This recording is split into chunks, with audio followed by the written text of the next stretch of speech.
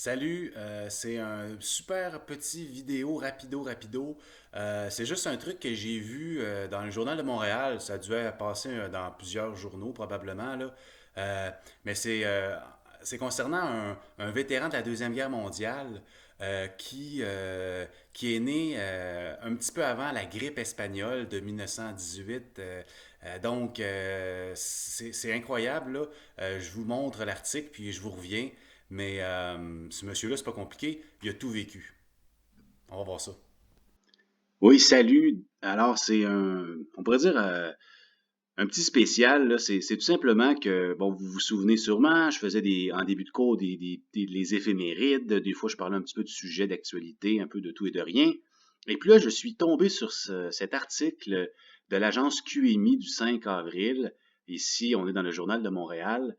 Et puis, c'est l'histoire incroyable de William Lapshise, désolé Bill, là, si je prononce mal votre nom de famille, qui vient de fêter ses 104 ans. Ça, c'est incroyable.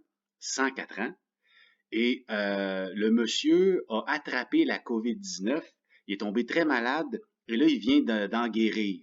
Alors déjà là, c'est incroyable. À 104 ans de guérir et tout ça, c'est merveilleux. Mais si on s'attarde un peu sur son histoire, c'est tout simplement incroyable. Ça fait 4 fois que je le répète, là, mais c'est vraiment ça. Donc, lui, il a vécu la fameuse grippe espagnole de 1918-19. Vous avez sûrement entendu dans les nouvelles là, parler de cette pandémie-là parce que ça a été probablement la pire de l'histoire récente. Puis donc, on fait des liens avec la COVID-19 actuellement. Mais lui, là, c'est pas juste qu'on en parle, il l'a vécu. Il était là. Il a survécu à la grippe espagnole. Il a vécu la Première Guerre mondiale, la crise économique des années 30, la Deuxième Guerre mondiale. Il a participé.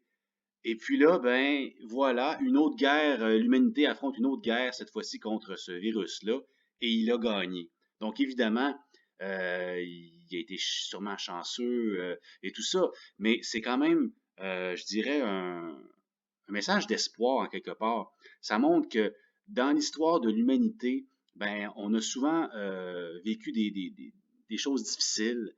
On n'est pas les premiers à vivre des choses difficiles. On ne sera pas les derniers dans l'histoire de l'humanité, mais ce qu'on remarque, c'est qu'à chaque fois, ben, on s'en sort. On se relève les manches, on garde le courage, puis on finit par s'en sortir. Donc, je voulais vous partager ça parce que je trouvais quand même que c'est un beau message d'espoir, on pourrait dire.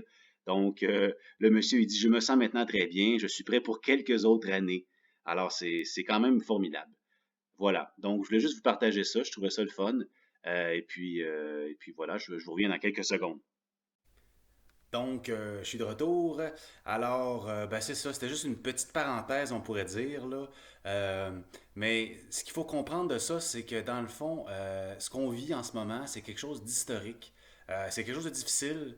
C'est sûr que, il y a des gens qui perdent des êtres chers, il y a des gens qui tombent malades. C'est pas facile. Sauf que ce que ça montre, c'est que c'est pas la première fois que l'humanité vit ce genre de choses. Ça sera pas la dernière, mais à chaque fois, là, ben, on s'en est sorti. On s'est relevé, puis on a changé des choses, on a changé nos façons de faire, puis l'humain il trouve toujours une façon de s'en sortir. C'est jamais facile, mais en gros, ce que ça montre, c'est cet exemple-là de ce monsieur-là, c'est je pense que ben, il faut qu'on garde espoir, qu'on garde la tête haute, puis ben, ça va bien aller. Fait que, allez, on lâche pas.